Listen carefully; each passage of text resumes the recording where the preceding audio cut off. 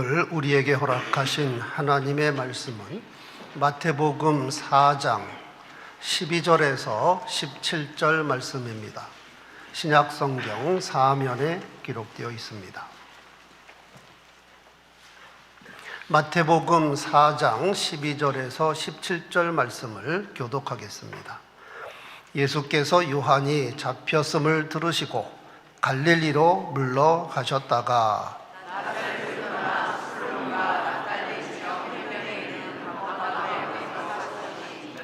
이는 선지자 이사야를 통하여 하신 말씀을 이루려 하심이라. 일러스되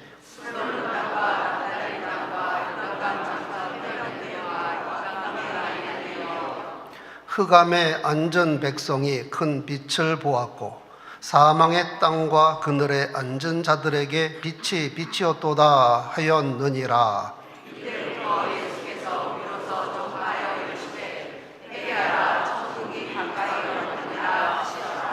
아멘. 오늘은 대강절 네 번째 주일이며 사흘 후면 2024년 성탄절입니다. 오늘 말씀의 주제는 예수님은 캄캄한 세상에 참 빛으로 오셨는데 우선적으로 소외당하고 고난 가운데 있는 사람들에게 먼저 오신다 하는 것입니다. 예수께서 요한이 잡혔음을 들으시고 지금 국내 사정이 대단히 좋지 못합니다. 그래서 갈릴리로 물러가셨는데 어디로 가셨나 하면 나사렛을 떠나서 스불론과 납달리 지경 해변에 있는 가버나움으로 가셨다 하였습니다. 그런데 이는 우연한 것이 아니라 선지자 이사야를 통해서 하신 말씀을 이루려 하심이라. 당시 상황을 살펴보면 예수께서 공생의 첫 유월절에 예루살렘 성전에 올라가셔서 강도의 소굴로 전락한 성전을 뒤집어 엎으셨습니다. 기록된 바 내 집은 만민이 기도하는 집이라 칭함을 받으리라고 하지 아니하였느냐. 그런데 너희는 강도의 소굴로 만들었도다. 이로 인하여 예루살렘이 발칵 뒤집혔고 나사렛 예수는 예루살렘에서 순식간에 요주의 인물이 되었습니다. 그리고 예루살렘과 유대 지방에서 8개월 팽팽한 가운데 사역을 하시다가 갈릴리로 사역지를 옮기셨는데 몇 가지 이유가 있습니다. 직접적으로는 예수를 따르는 자들이 급증함으로 바리새파 사람들이 예수를 경계하기 시작했다 하는 것입니다. 또한 그 즈음에 세례자 요한이 체포가 되고 투옥이 되었습니다.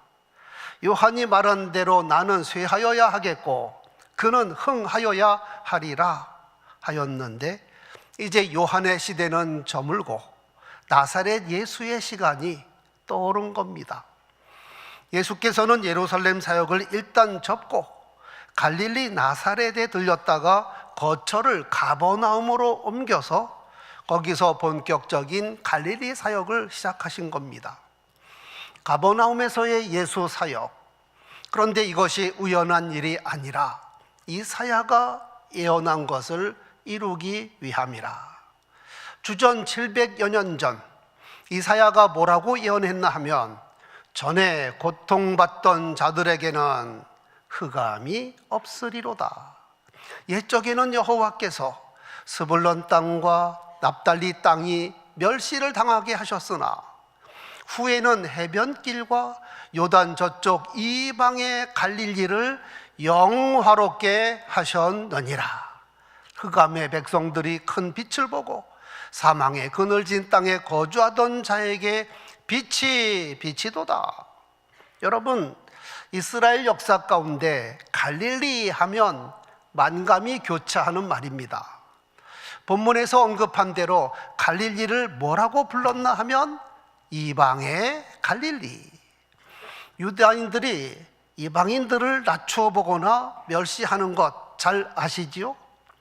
그런데 자기 동족이면서도 북쪽 갈릴리를 부를 때마다 이방의 갈릴리, 이방의 갈릴리, 너희들은 이방인이나 다름이 없어, 그런 뜻입니다.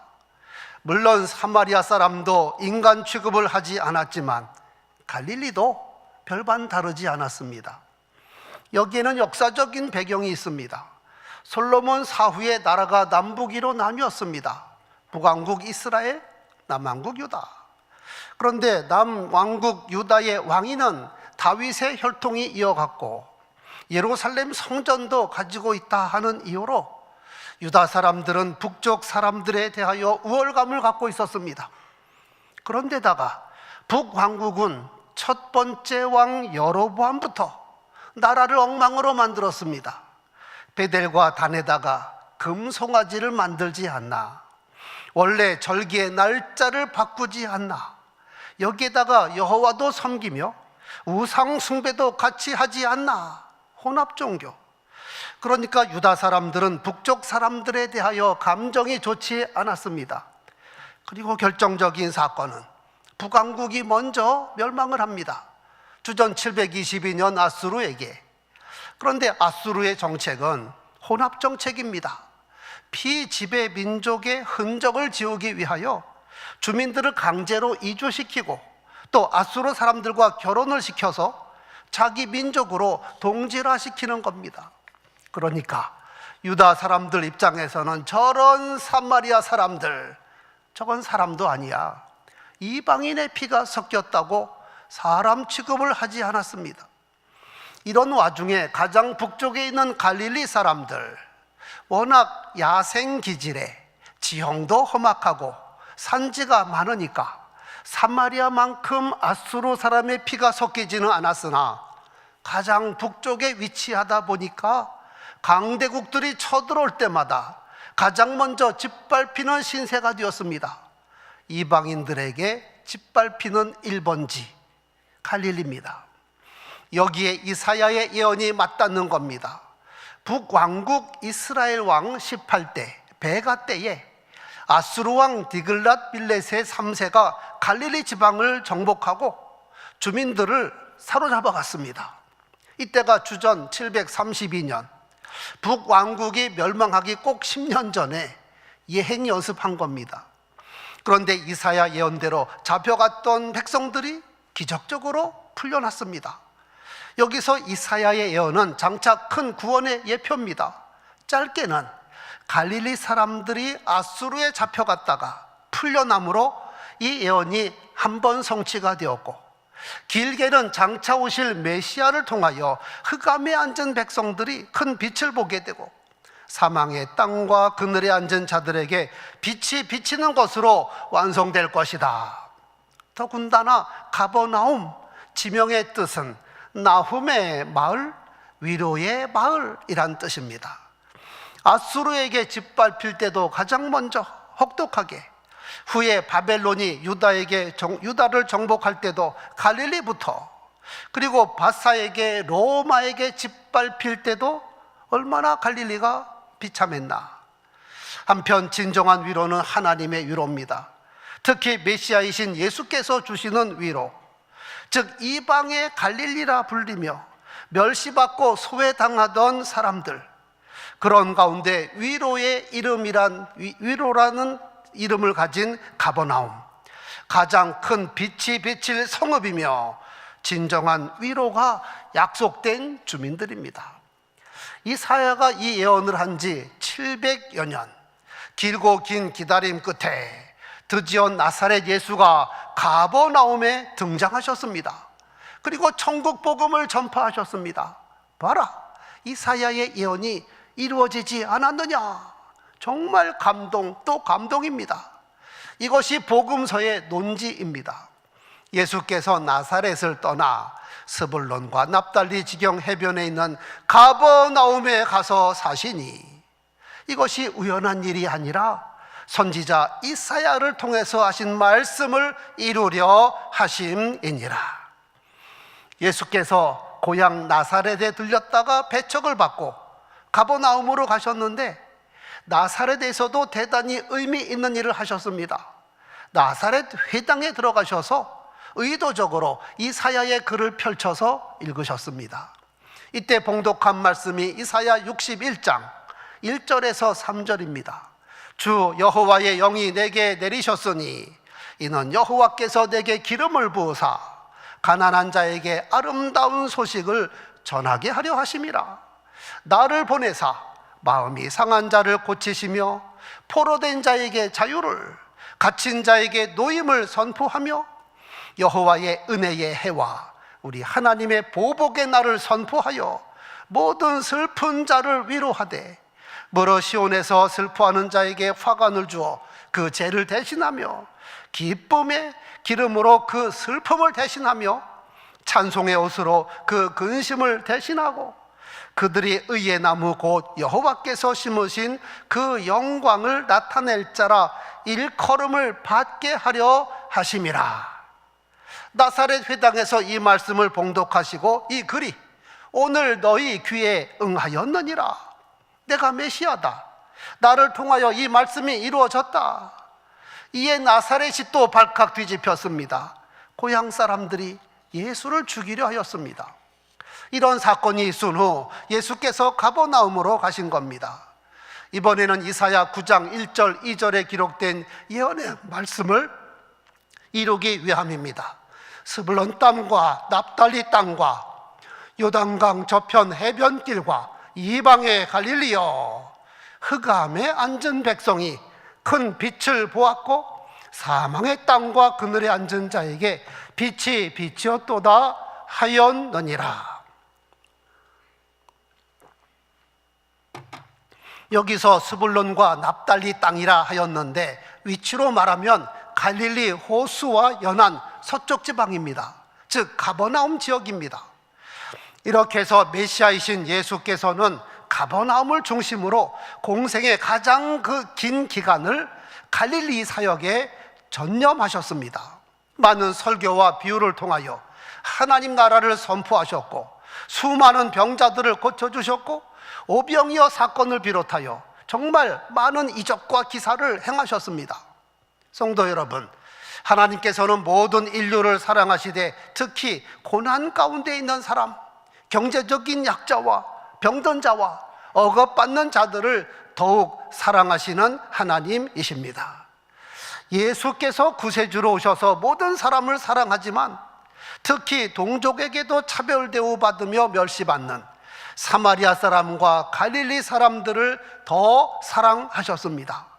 흑암에 앉은 백성이 큰 빛을 보았고 사망의 땅과 그늘에 앉은 자에게 빛이 빛이었도다 하셨느니라. 그런데 여러분, 놀랍기도 하고 불행한 것이 메시아이신 예수께서는 예언된 대로 다 이루시기 위하여 과거 스불론 지파와 납달리 지파의 땅, 즉 가버나움 주변의 성읍 고라신, 벳세다 등 지에서 이적과 기사, 독생자의 영광을 그렇게 많이 보여주셨는데도 불구하고 그들 가운데 예수를 메시아로 믿는 사람이 극소수였습니다. 예수께서는 언약하신 대로 다 하셨으나 문제는 받아들이는 사람이 문제입니다. 메시아이신 예수께서 자기 지역에 오셔서 많은 이적과 기사를 행하시면 누구보다도 잘 믿어서 큰 빛을 보고 광명을 찾고 할렐루야 구원의 기쁨을 누렸어야 마땅합니다. 그러나 현실은 정반대입니다. 예수께서 권능을 가장 많이 행하신 고을들이 회개치 아니하므로 그 고을이 어디입니까? 바로 고라신 벳세다입니다. 그때 책망하여 이르되 화 있을진저 고라시나 화 있을진저 벳세다야, 너희에게 행한 모든 권능을 이방인 성읍 두로와 시돈에서 행하였더라면 그들이 벌써 베옷을 입고 제에 앉아 회개하였으리라. 내가 너희에게 이르노니 심판날에 두로와 시돈이 너희보다 견디기 쉬우리라. 그런가 하면 가버나움아, 내가 하늘까지 높아지겠느냐? 아니라 음부에까지 낮아지리라. 내게 행한 모든 권능을 과거 소돔에서 행했더라면 그 성이 오늘날까지 남아 있었으리라. 내가 너희에게 이르노니 심판날에 소돔 땅이 너보다 견디기 쉬우리라. 즉 소돔보다 못한 가버나움이 되었다, 이 말입니다.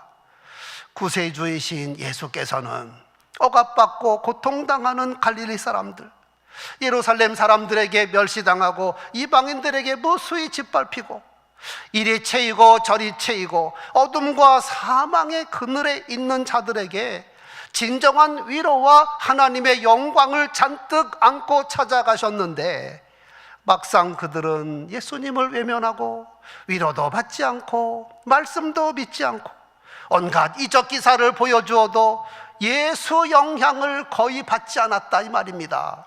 이유가 무엇일까요? 그들에게 갈급함도 없었고 기다림도 없었기 때문입니다. 나를 사랑하는 자들이 나의 사랑을 입으며 나를 간절히 찾는 자가 나를 만날 것이니라.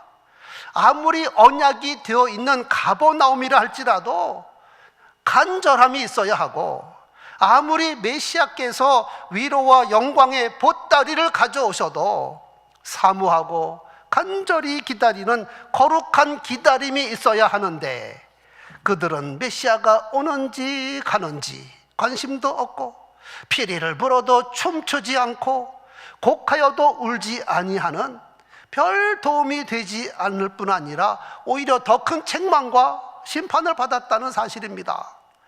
예루살렘 지명의 이름이 평화의 도시, 평화의 거처임에도 불구하고 예수님 공생의 당시 그들이 평화에 관하여 알지 못함으로 인하여 비참하게 멸망을 당했듯이, 가버나움 지명이 위로의 마을이면서도 위로의 주, 평강의 왕이신 예수께서 오셨는데도 그들은 위로도 받지 못하였고 구원도 받지 못하는 자가 되었습니다.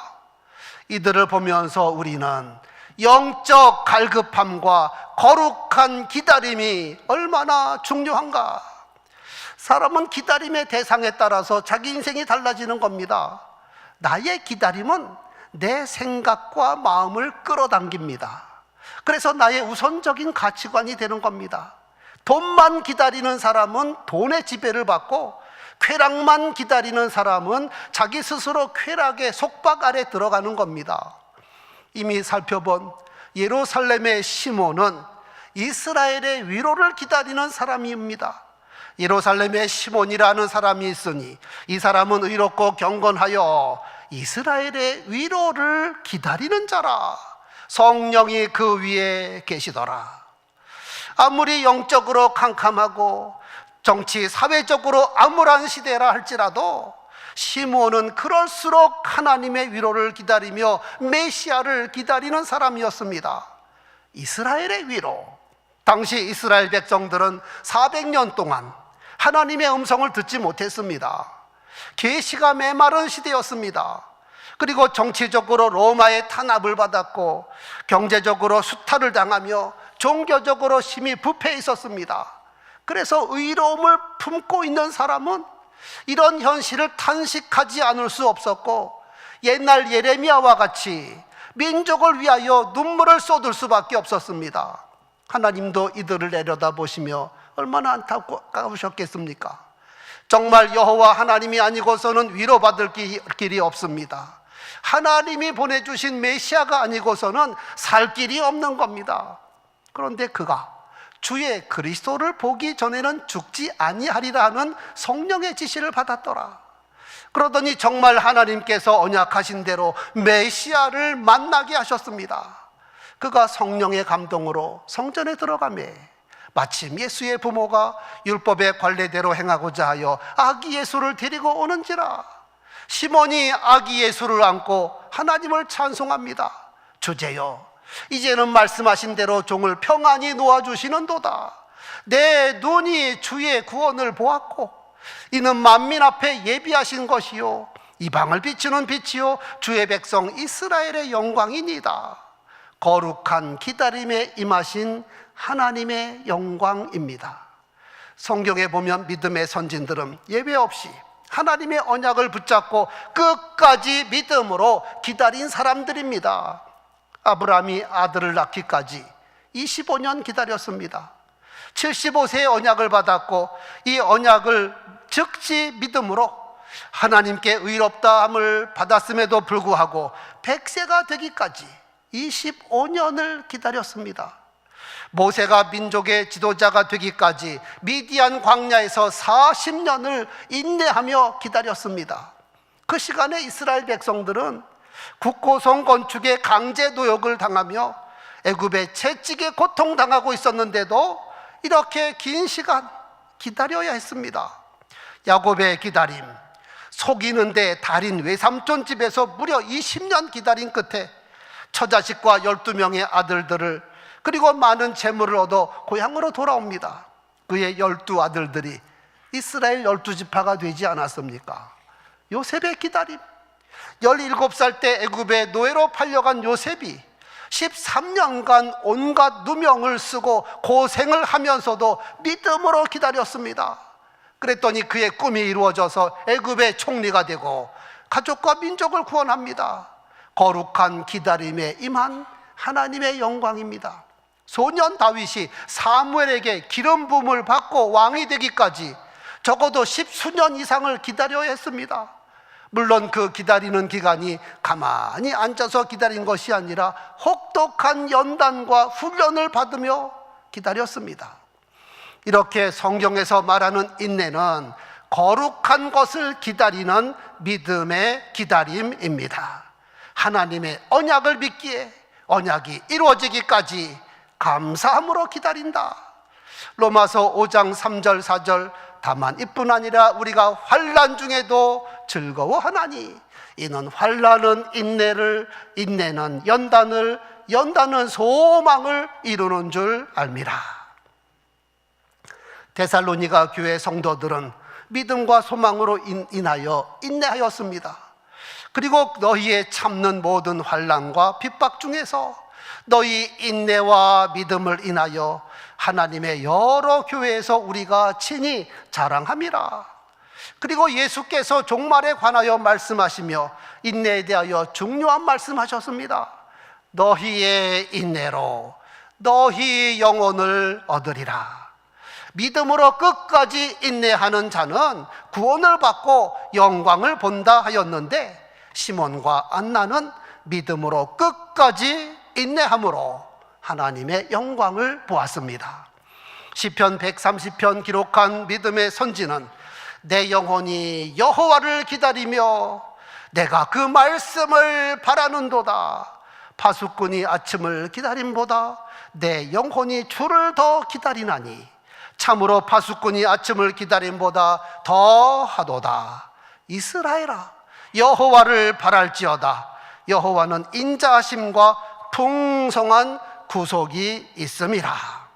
성도 여러분, 2024년 성탄의 계절에 대한민국이 심히 혼돈에 빠졌습니다. 도무지 있을 수 없는 비상계엄 선포, 그리고 대통령 탄핵, 이로 인하여 온 국민이 충격에 빠졌고 세계가 놀라고 있습니다. 국가의 위상이 추락하였고 경제, 외교, 안보 등 막대한 손실을 입고 있습니다. 가뜩이나 경제가 어려운데 서민들의 고통이 말이 아닙니다. 특히 크리스찬으로서 직시해야 할 것은 권력 핵심부에 역사하는 무속, 역술, 흑암의 세력들. 여러분, 대한민국이 무속이 지배하는 나라가 되어서 되겠습니까? 역사를 주관하시는 이는 여호와 하나님이십니다. 현재 대한민국이 마치 예수님 탄생한 때와도 비슷한 상황입니다. 로마 제국의 식민지에다가 악한 통치자 헤롯은 메시아의 목숨을 겨누었고 타락한 종교 지도자들은 백성들의 소망을 앗아가 버렸습니다. 역설적으로 이는 메시아가 오실 적기였다는 사실입니다. 때가 참에 독생자가 세상에 오셨는데, 그런데 놀랍게도 메시아이신 예수님을 영접하지 않는 겁니다. 그가 세상에 계셨으며 세상은 그로 말미암아 지은 바 되었는데도 세상이 그를 알지 못하였고 자기 땅에 오매 자기 백성이 영접하지 아니하였더라. 가버나움도 마찬가지입니다. 그런 가운데 예수를 영접한 소수가 있었으니 영접하는 자 곧 그 이름을 믿는 자들에게는 하나님의 자녀가 되는 권세를 주셨으니 우리는 진정 메시아를 기다리는 거룩한 기다림이 있어야 하고 예수를 영접하되 제대로 영접하여 하나님의 위로를 받고 참 빛이신 예수님의 빛을 받아 모든 어둠을 물리치고 하나님의 영광을 나타내는 성탄절이 되어야 합니다. 흑암에 행하던 백성이 큰 빛을 보고 사망의 그늘질 땅에 거주하던 자에게 빛이 비치는 도다. 이 말씀 우리 가운데 이루어지게 되기를 소원합니다.